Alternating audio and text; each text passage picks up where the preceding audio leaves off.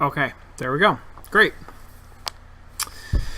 Hi, everybody. Thanks for joining me for this experiment. Thank you for all of your hints and tips and explanations in the chat. Extremely useful. This was really cool. So I knew going into this that League of Legends is a really dense game.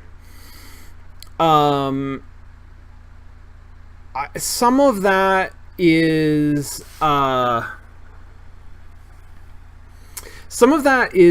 sort of like the way that it has built out an identity in the marketplace. League of Legends is an extremely popular but and very sort of like mainstream, but still a very core game experience. It's a hardcore game. It has a sort of like what's it called, crossover appeal, and so it brings a lot of people who might not have previously or otherwise be hardcore gamers into this experience where they really enjoy League of Legends for lots of reasons. Like, it has appeal that isn't due to its sort of core nature, but it brings them into a really like a solidly hardcore experience, and a lot of that has to do with the level of detail, the level of strategy, the sort of density of information, this sort of like real-time parsing of information, the like skill level and the scaling of skill, and the general sort of analysis requirements, understanding at multiple levels what's going on in a battlefield. How do you parse sort of the battle that you're in? How do you parse that against the map with these 3 lanes that you have to keep track of, and your teammates and other champions? And then how do you parse sort of like the meta strategy of the character that you're choosing and how that character works? So it's like all of that is really difficult. All of that is, as Roto Penguin's saying, steep learning curve. It's also built into the monetization strategy for the game, which is not. It's a really interesting monetization strategy that I like a lot, and has, I think, really struck a chord.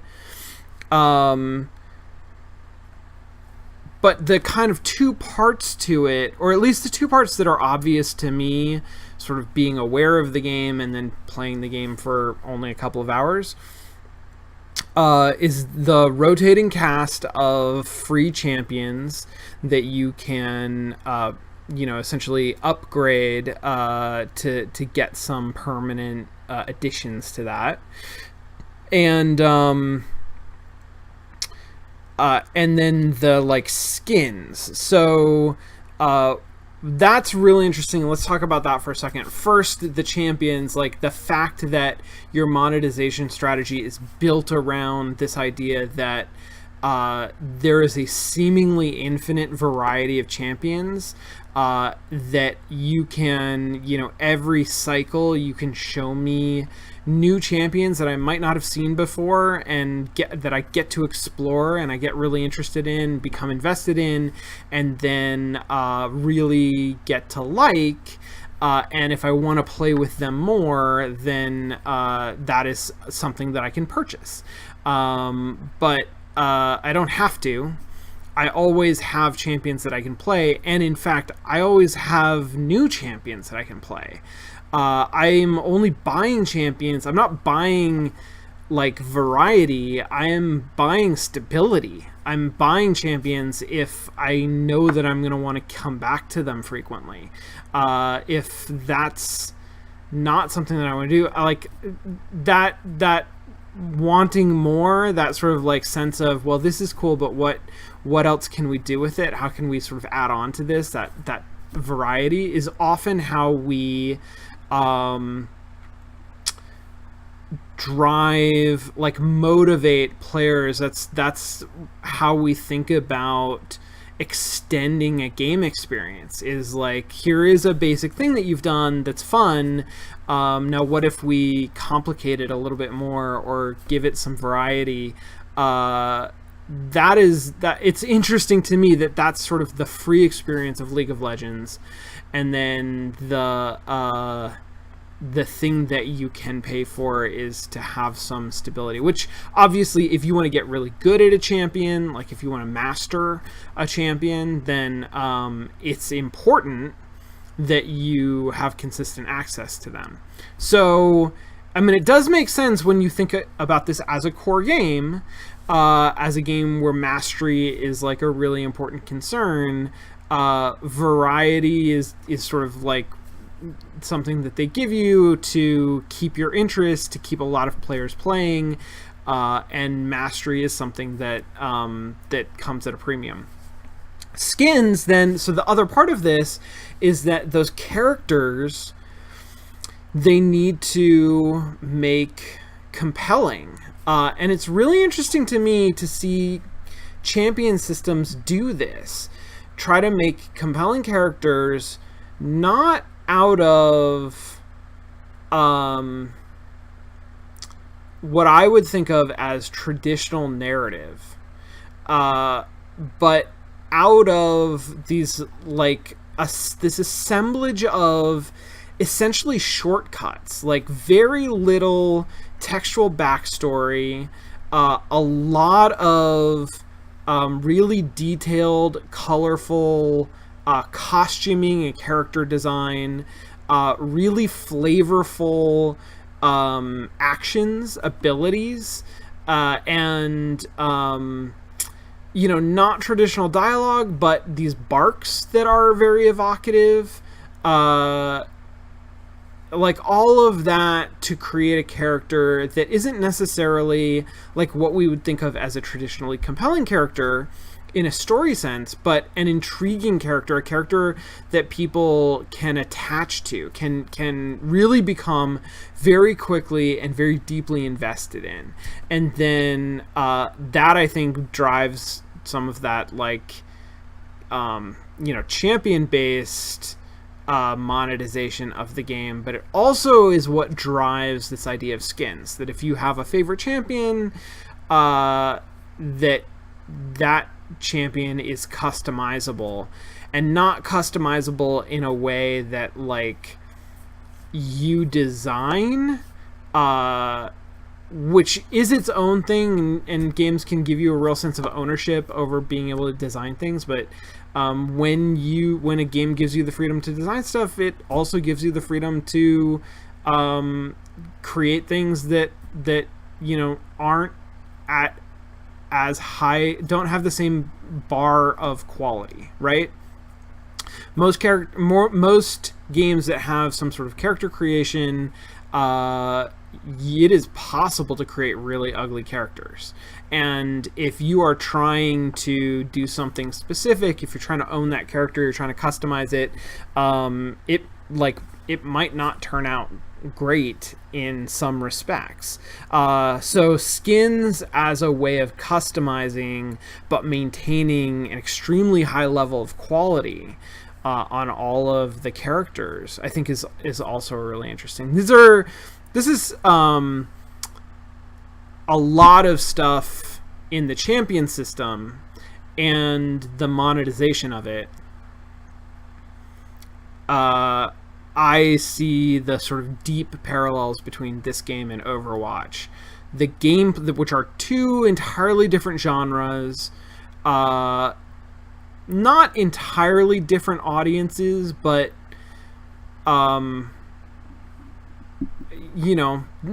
certainly not the same audience, certainly not like the exact same audience, and to some extent different styles, certainly different sort of like narrative backstory, like backing, but they have a lot of the same experiential mechanics in how the characters are designed, how they're presented, and the sort of cosmetic items that are available for purchase and what makes those appealing. So really interesting.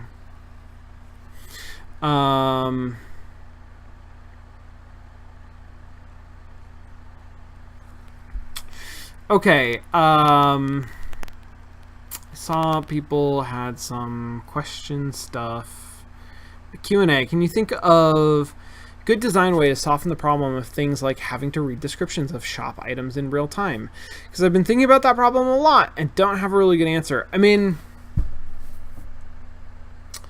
the really good answer is like simplify everything, right? Take out a lot of that complexity, and then it is easier to create an interface where you can very quickly parse sort of the relevant information about something.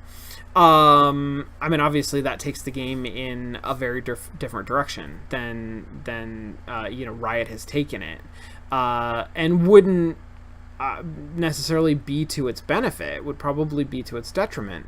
On the other hand, I think that there is opportunity, and this is not, uncharted territory, but I think there's opportunity for this kind of game, this genre, this sort of MOBA, that is not as complicated, that is not targeted at quite as core an audience, that is more casual, that is more accessible, that has a shallower difficulty curve, shallower sort of complexity curve, and then can sort of like clean out some of that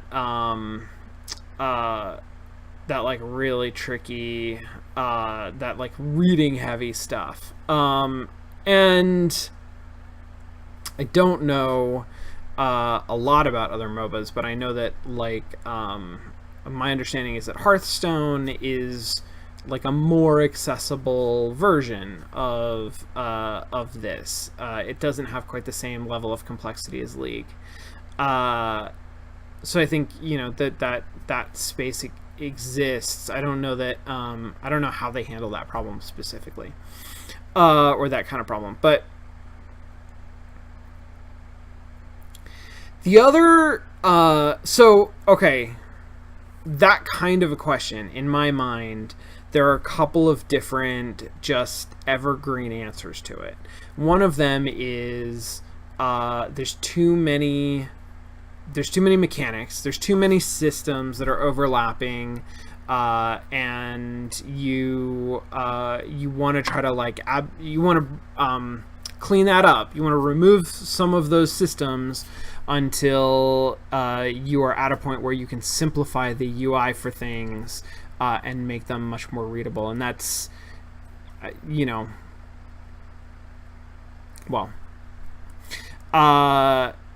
the other is to take some of your systems that are currently abstract and map them to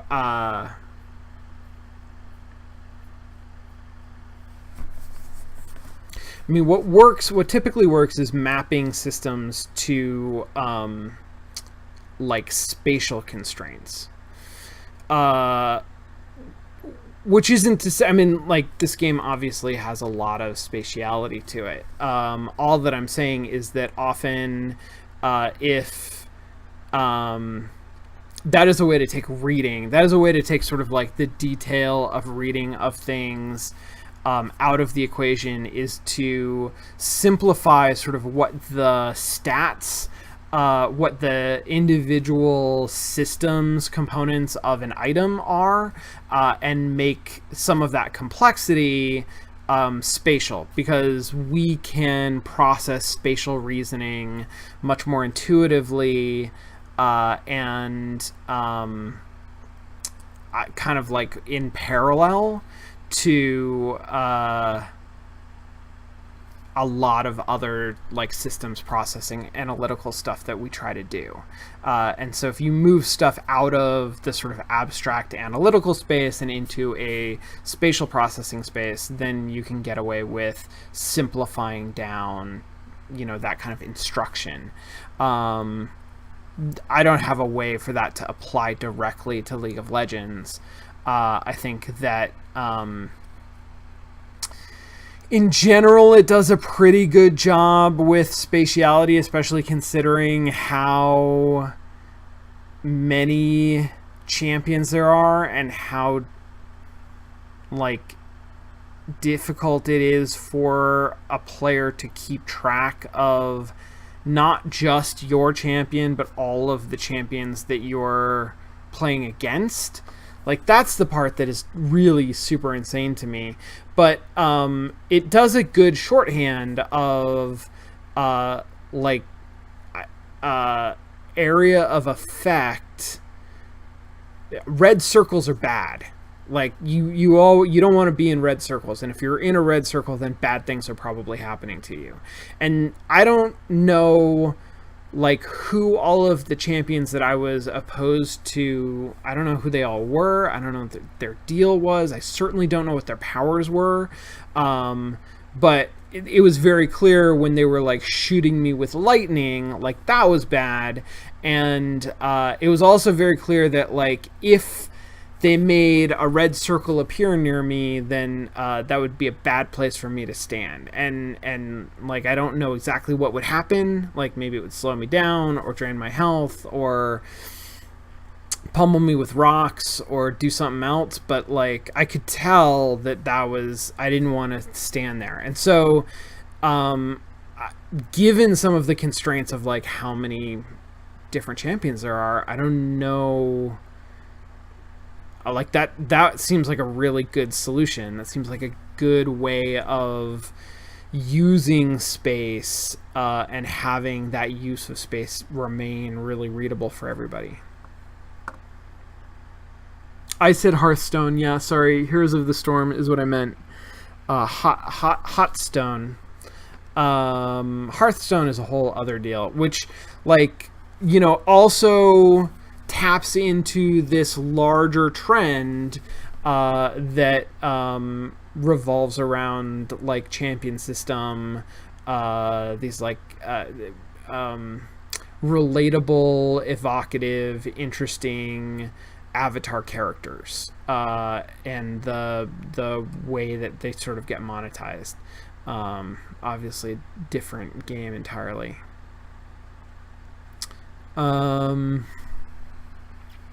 Curating of champions into a small group reduces the initial choice paralysis, unlike Dota, which gives you access to a crazy high number of characters right from the go. 100% agree with that. So, I mean, we saw, like, in the tutorial, which that tutorial was pretty good. Like, I learned a lot in quite a short time.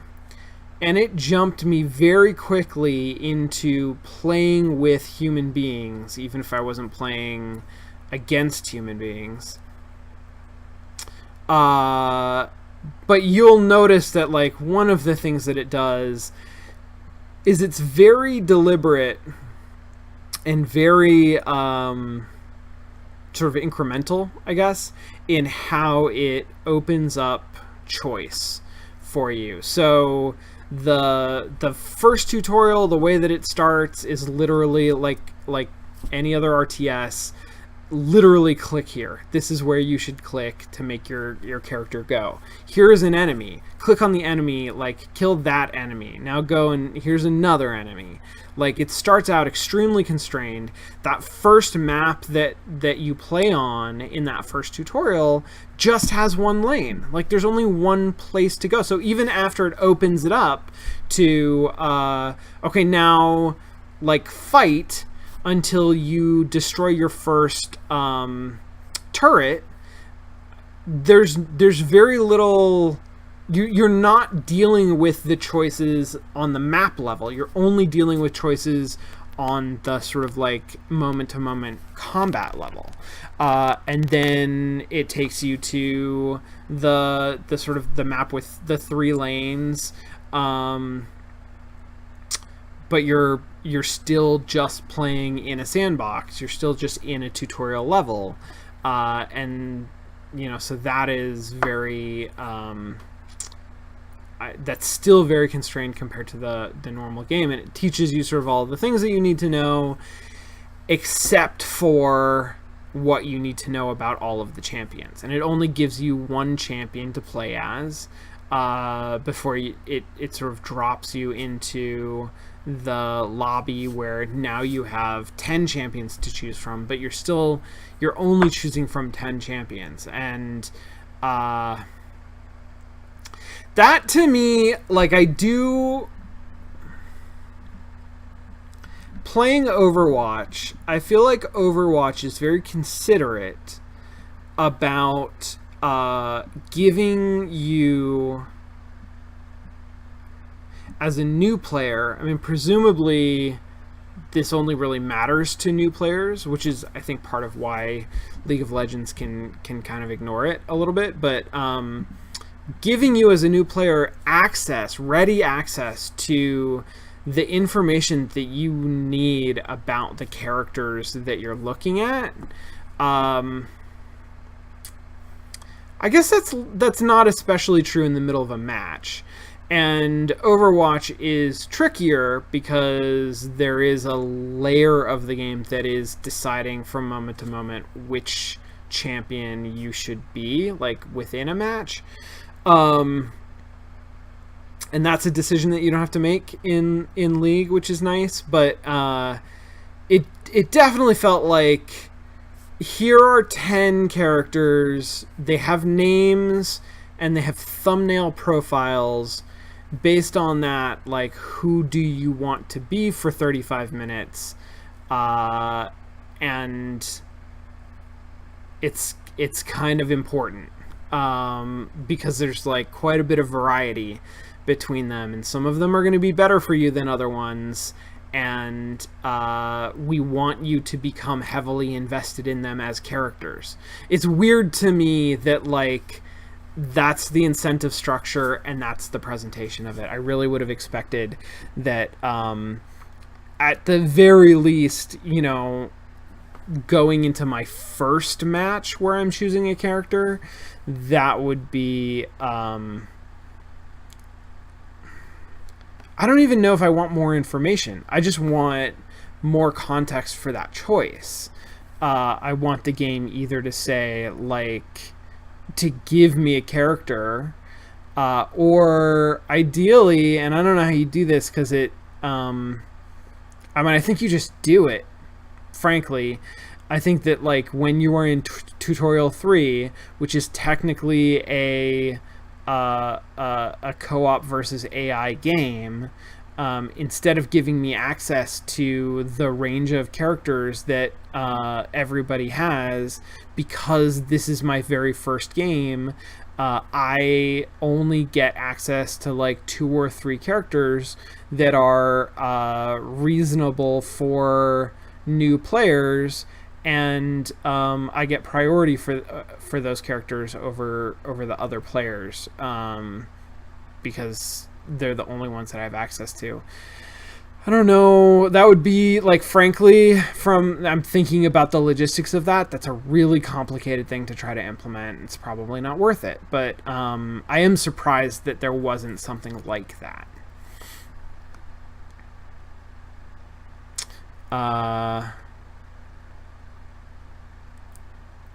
It's worth noting they've done several reworks of existing champions, so even once you own a champion, it can still become a new experience if their popularity falls off due to changes in the game. Yeah.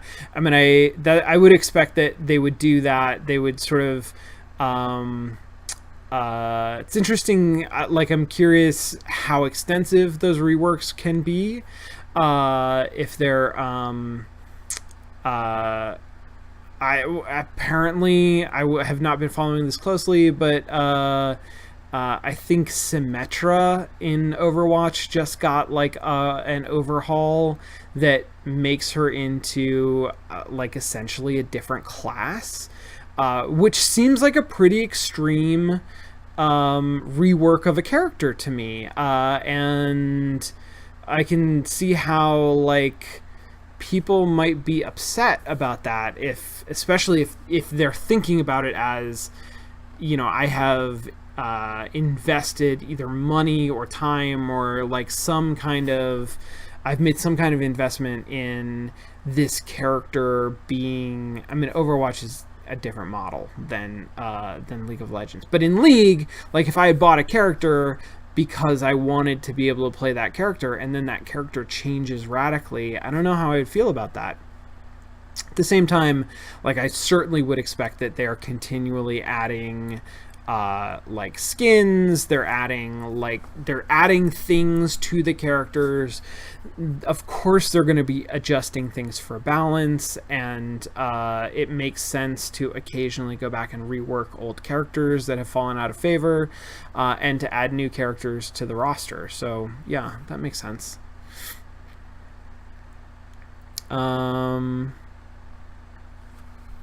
Question about the business model and the monetization strategy of the game, of this game and Overwatch. Just noting that that strategy, that business model grew out of TF2. Yeah, so again, like I didn't play a lot of TF2. I played a little bit of it, but very much a sort of progenitor of this kind of champion system. You had these characters, and a part of the marketing strategy for Team Fortress 2, which at the time felt really strange and delightful. Like it was successful. It was well done. And people enjoyed it and liked it, but it was weird. It was unlike anything that certainly I was used to seeing. Was Valve producing and releasing these animated shorts about the characters, and it was really weird for me, coming from sort of primarily a different sort of game with a different sort of narrative, to have these animations with a focus on characterization and the quirks of the spy and the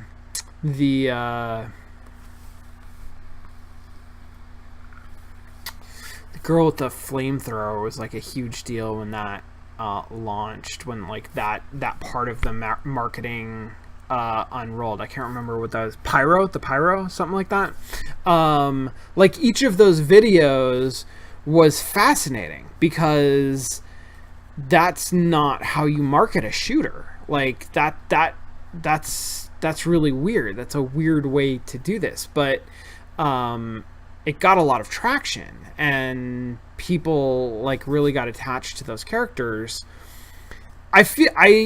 Again, I wasn't deep into TF2, but I feel like it was very much a prototype for the way that champion systems, at least in the West, would like start to work. And League of Legends like really kind of took those basic ideas, and I mean, I guess the main thing is they said, wouldn't some of these incentives make a lot more sense if we had a lot more champions?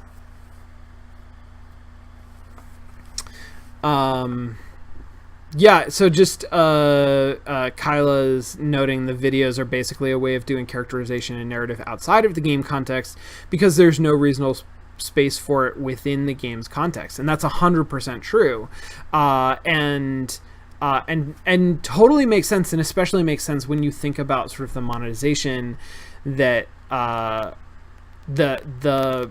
model for monetizing these characters that underlies a lot of those design decisions.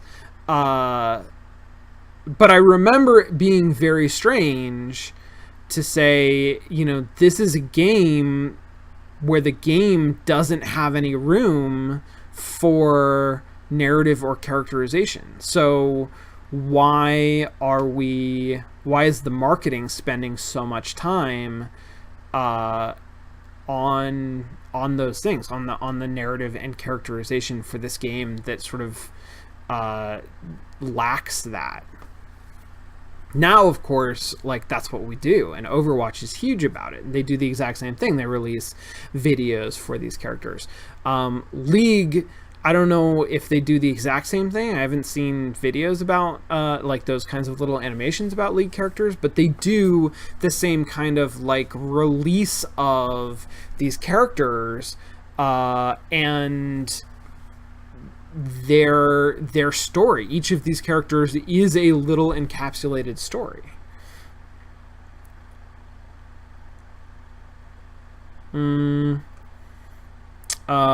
Speaking of digital card games, which I was accidentally, because I was talking about Hearthstone, can I highly endorse Cultist Simulator for future play-by-play?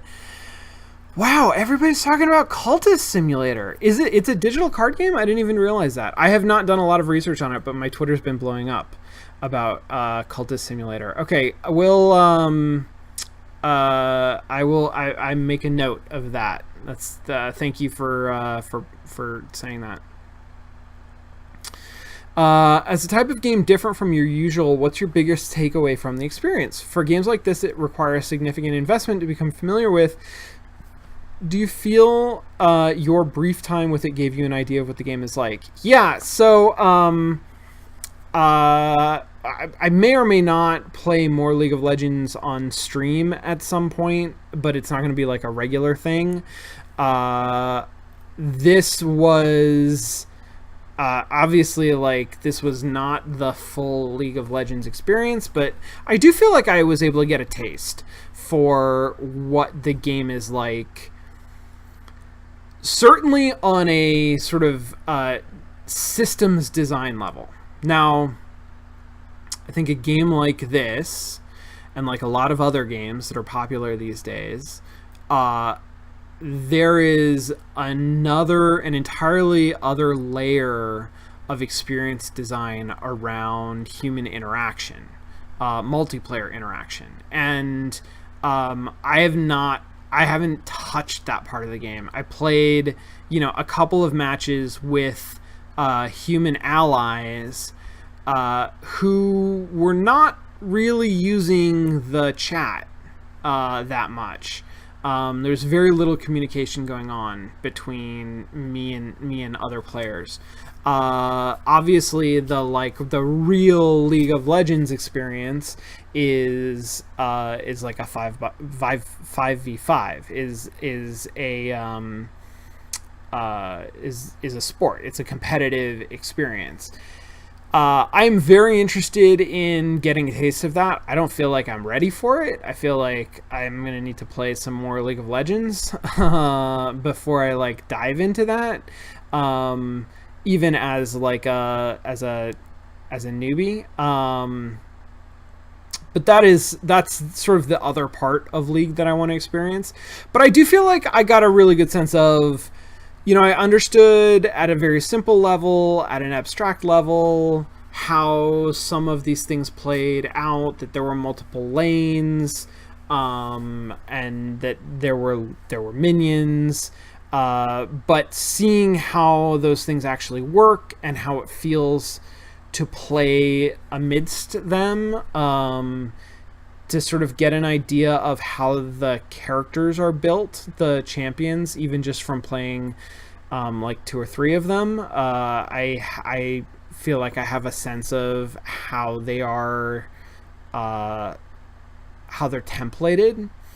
All of that is really super interesting. I feel like I don't have a deep understanding of League, but I have a much better sort of like basis to have conversations about it and participate in discourse and culture generally, because obviously this is a game that a lot of people have played and serves as a point of reference for a lot of people for a lot of things.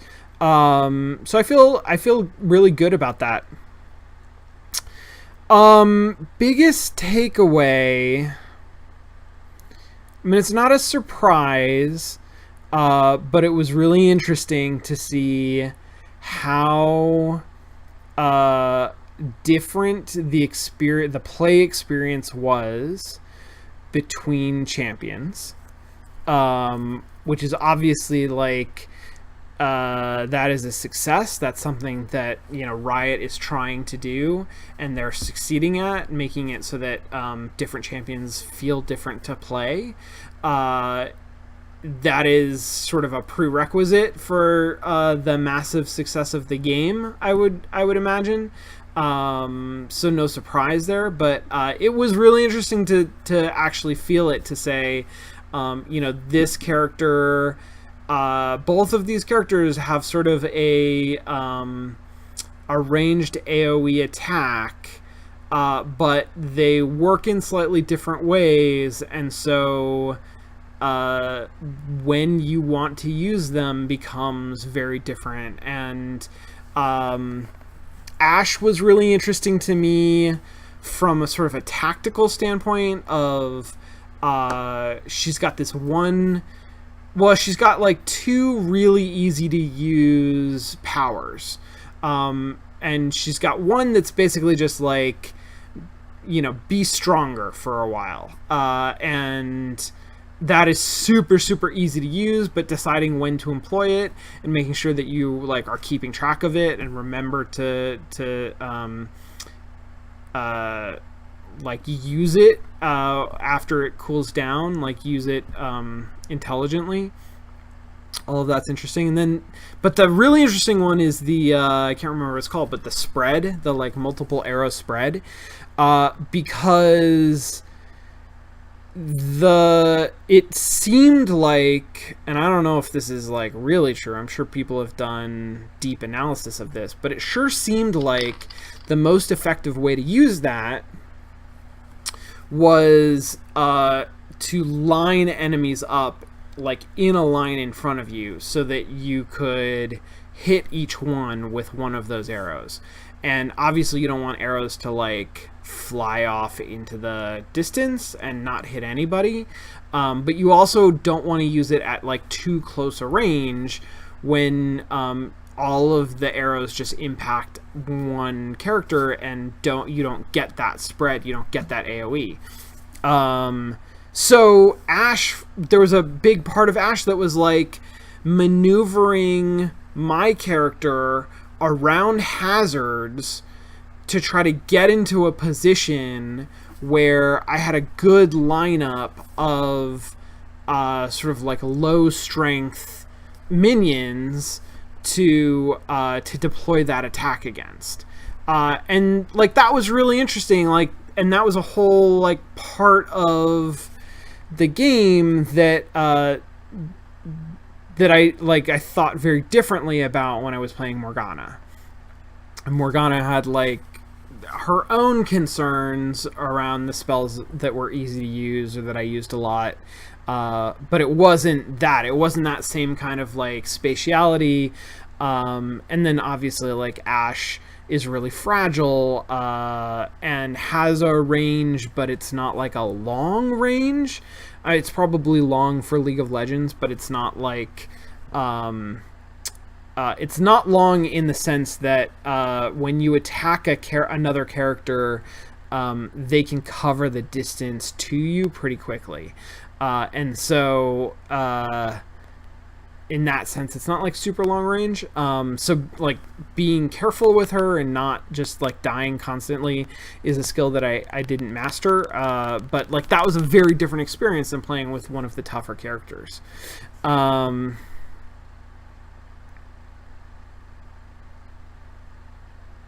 So that was a big takeaway, is like really how solidly that works. So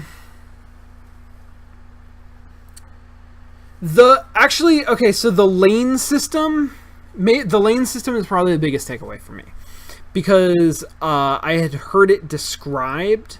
I think the key point that I was missing was a sense of like scope and timing and the level of resistance that you encounter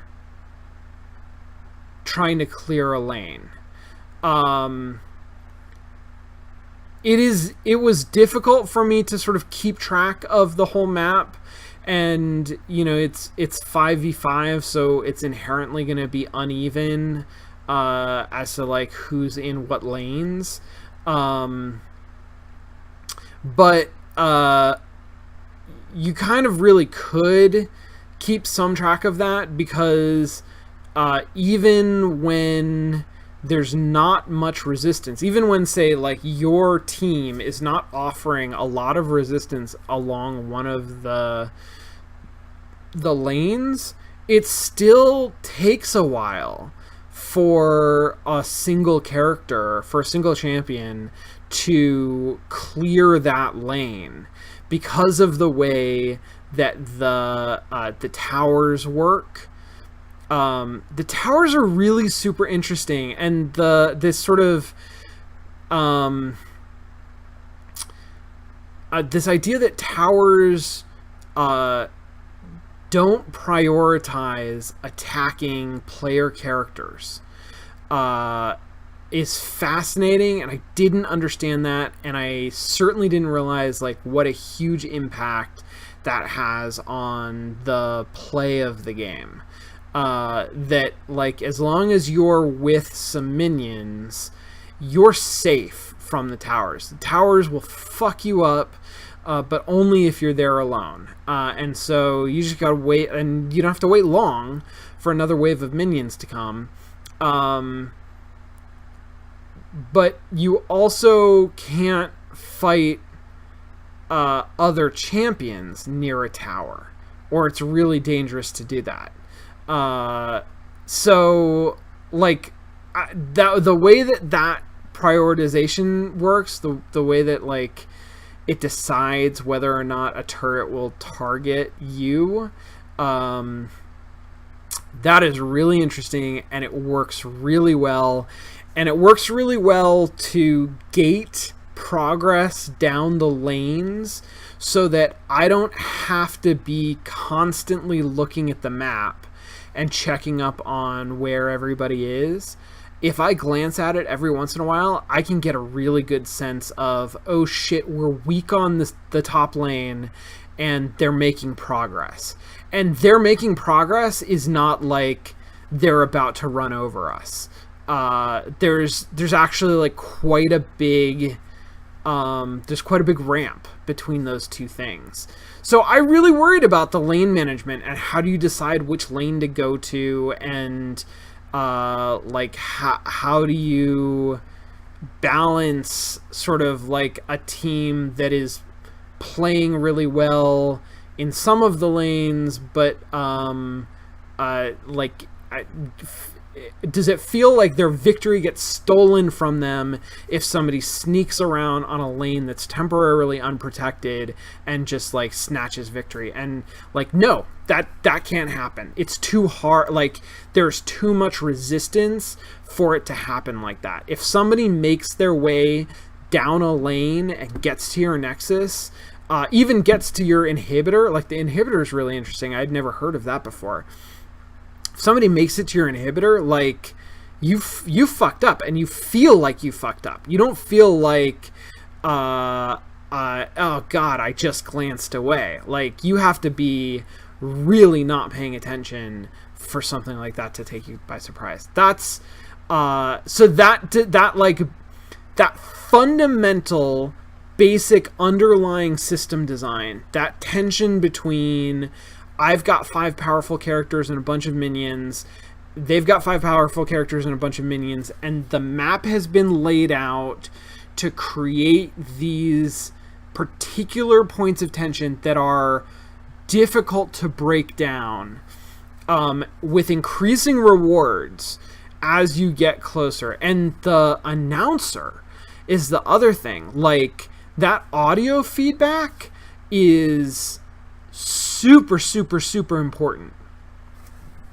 And there's visual feedback, like, that's pretty standard that goes along with it, but having that announcer sort of constantly saying, hey, somebody on your team is doing well, or somebody on the other team is doing well, like, heads up, there's a very strong sense of, like, the tide of the battle. and momentum. And I like that is something that probably the way minions work, waves of minions, contributes to that, but it's largely based on the towers. It's largely based on like the functioning of those towers. That's really fascinating, really well designed, and I think it creates a bedrock that then this extensive, complicated champion system can be built on top of. That's my biggest takeaway.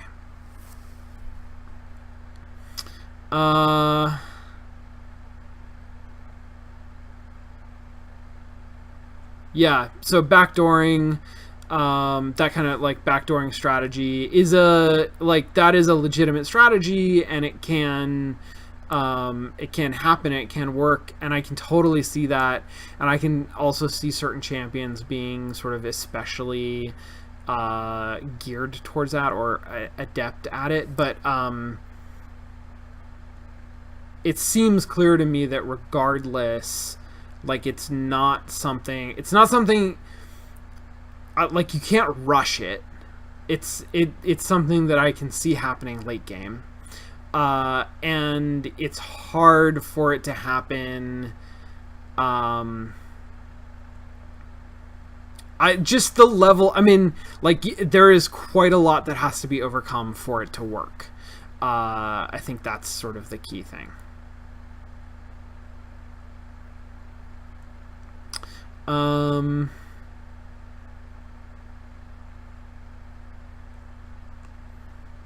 Okay, Keanu had an interesting question. I'm gonna be quick because I gotta get home. With limiting players' champion pool to the starter ones, this like hypothetical thing where in the first game that you play you only have a couple of champions to choose from, would that be detrimental to creating player affinity with expensive heroes that they may want to buy to get access to permanently? It's a tough question. In general, I would say it's not that big a deal because what I'm proposing is not not to permanently limit or even limit in an extended way the player's choice of heroes. It's literally just for that one match. When you do your third tutorial match, you're still in the sort of like the tutorial structure at that point, but the match that you play is no longer a like guided tutorial match. It's the same kind of match that I was playing after the tutorial. It's that like versus AI match with other players. It's just so it's not all of those. It's just that first one. And I think you would choose what those characters are. And I think long-term desirability is part of that calculus. That said, that's literally what they do with Ashe, and I don't know how many characters you want to do that. So with Ashe, they sort of take away the monetization potential for Ashe because they just give her to you, right? She's the character that you learn with, and you can continue playing her, but you can also like play some of these other characters who might be really interesting and maybe are even more interesting.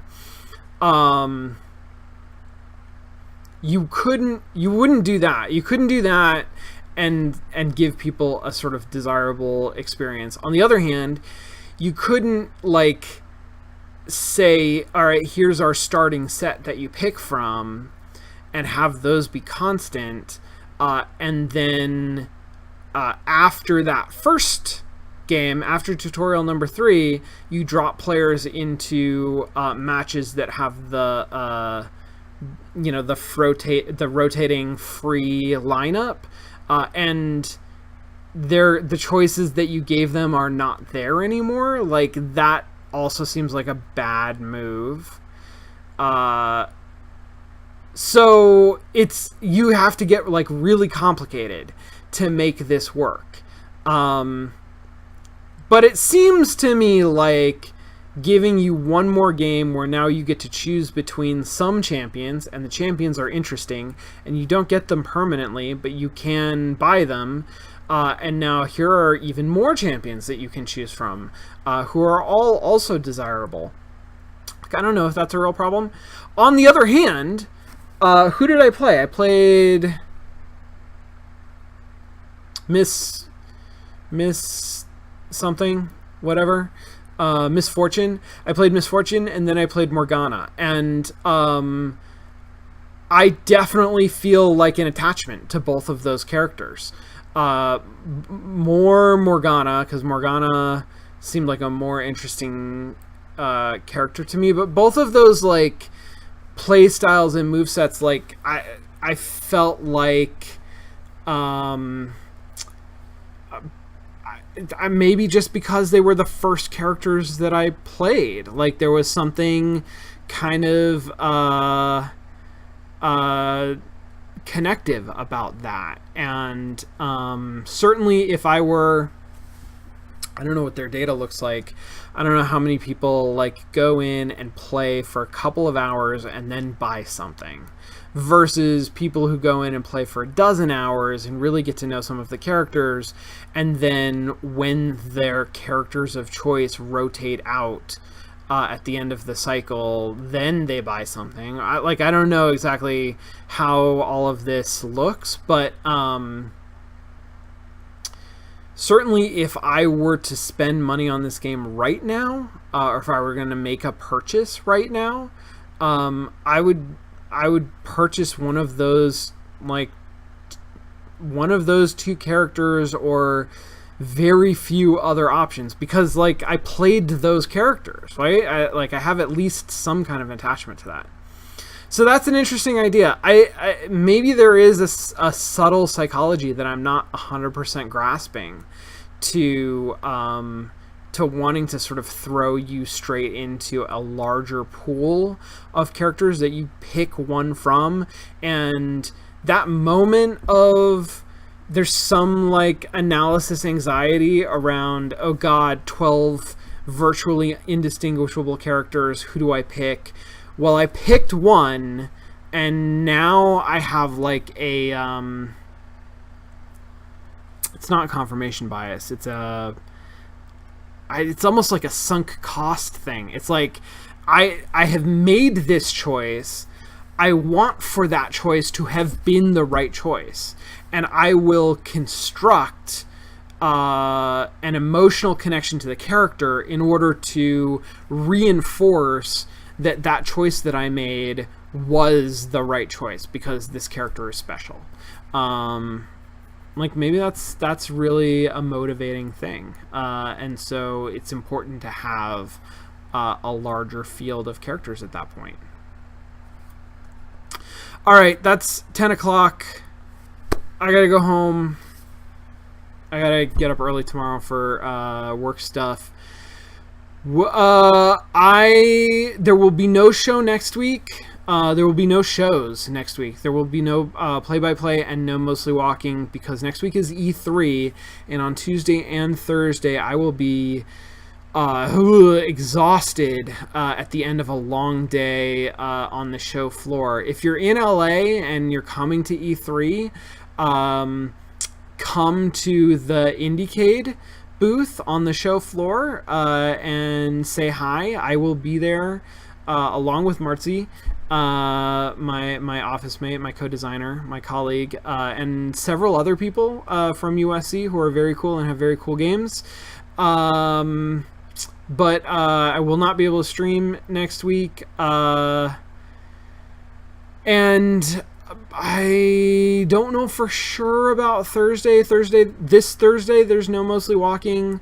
I don't think I'm going to be able to do a stream to replace it, just because it's going to be busy prepping for that, among other things. But if that changes, I'll be sure to announce it on Twitter. Yeah, I think that's it. Thanks everybody for hanging out. Thanks for joining me for this, for my first MOBA experience. Thank you for your advice and your patience with me as I sort of figured out how to play a little bit. Thanks, a special shout out and thank you to everybody who has subscribed and cheered on this channel. It's very, very kind of you to want to support this show, and I very, very much appreciate it. I really appreciate you being a part of this community and contributing to the community, and that goes to all of you who contribute in all of the myriad ways that you do. It really means a lot to me, and makes, you know, this show and this group sort of what they are. So that's pretty wonderful. Yeah, I think that's it. Oh, and I don't say this enough, but a special thank you to the folks who mod this channel for me while I am playing games, because I'm getting better at being able to sort of glance over and see what's going on in chat, and occasionally hold some semblance of conversation. But especially when I get like into a game and I'm focused on trying to play the game, or it's yelling at me for idling for too long, I can't really stay on top of the chat, and I would be lost without folks who help moderate that. So thank you to all of you, and yeah, that's it. So if I don't see you in the meantime, then I will see you in a couple of weeks, and we'll do something else. All right. Thanks very much. Have a good night. Bye.